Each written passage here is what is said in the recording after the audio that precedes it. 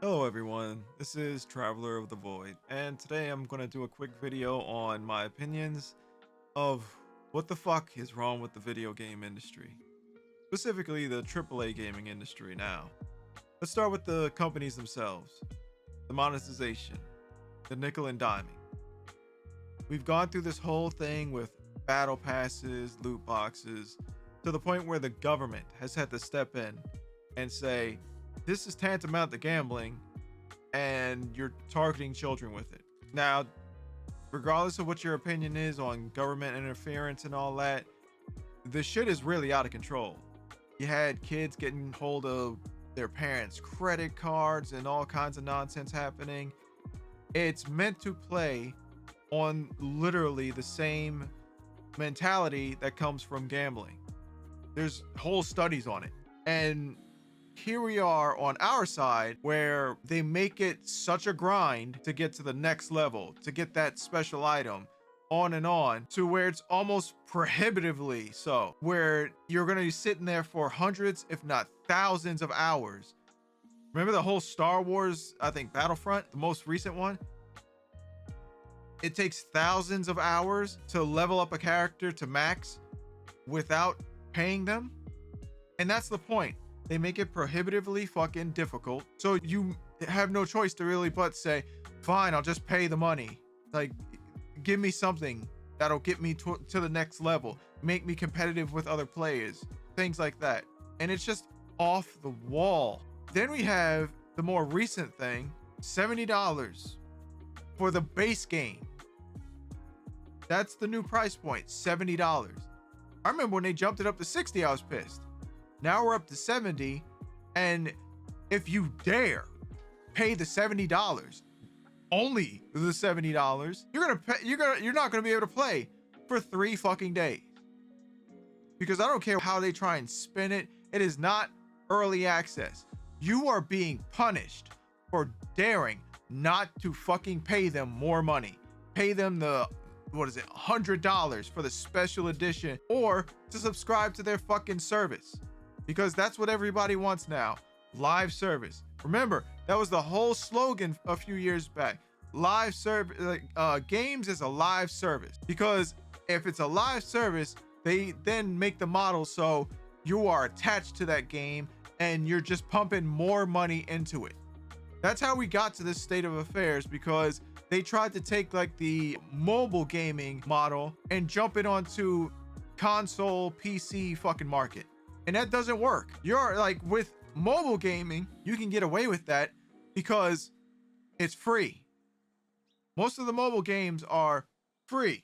And then you pay for like gotcha mechanics and stuff. I don't like that, but that's how they make their money, on free games. You're not going to sit here and have me paying $70 for the base game and then make the game so ridiculously hard that I have to pay you to enjoy it.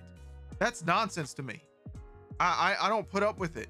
And their excuse for it is, well, we got to make up costs because games are so hard to make now and it takes so much more effort and all that. And then, thank you, internet, we have developers who are in the industry who come out and put this shit on blast, and they're like, nah, the budgets are just overblown. I watched a developer a few days ago. This man said he was the lead programmer. Asked the guy to do, I think it was like some kind of AI function. For him, he programmed it like 10 years ago, 45 minutes. The guy who came to him said, I need 4 weeks. And he's like, what the fuck? Now, he was nicer about it, but he's like, what? You need 4 weeks? No, that shouldn't take that long. So the guy's supervisor comes in and says, yeah, he needs like 4 weeks. He's like, that doesn't take that long. And the guy literally wrote out like a basic form of the code for the supervisor. And he's like, well, I'll go talk to him. And he comes back and tells him, can you make it 2 weeks? And this is the type of nonsense going on in the gaming industry that they didn't put on us. Oh, because of better graphics and all this other stuff.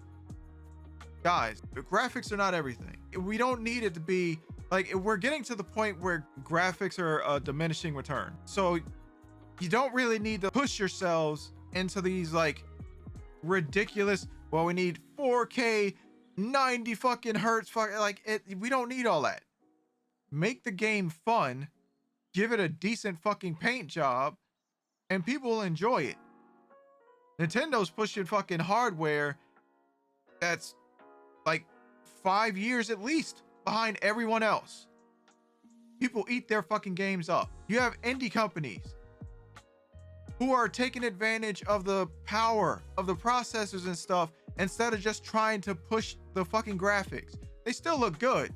Like Baldur's Gate.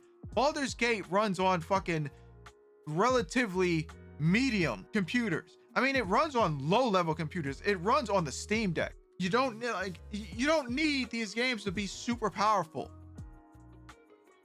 That's why you get games that have almost $500 million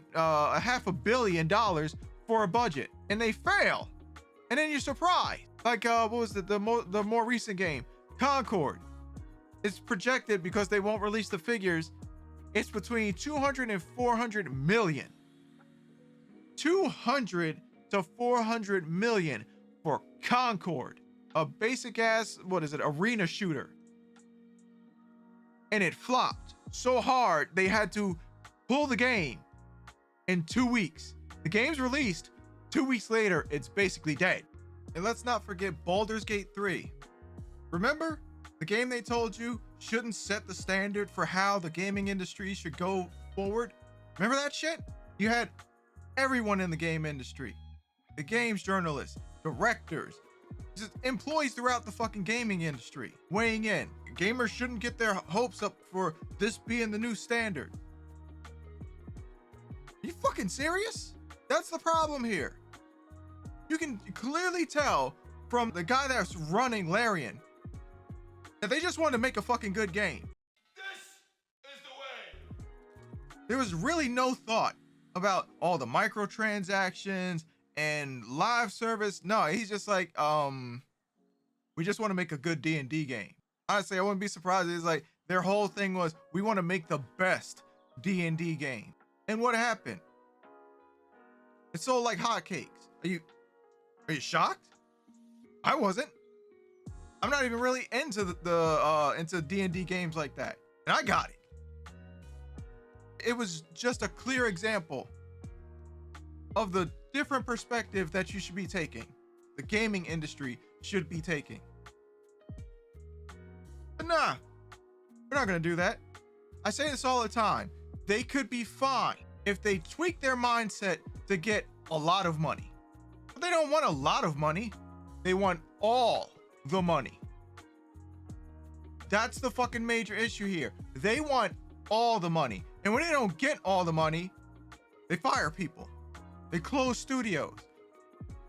Remember Hi-Fi Rush? That game dropped with no fanfare whatsoever and topped the fucking charts. And they closed the fucking studio. That's just fucking crazy. I think they like rehired them or shuffled them around or some shit like that. I forget the whole story, but they did the right thing. They made a good game.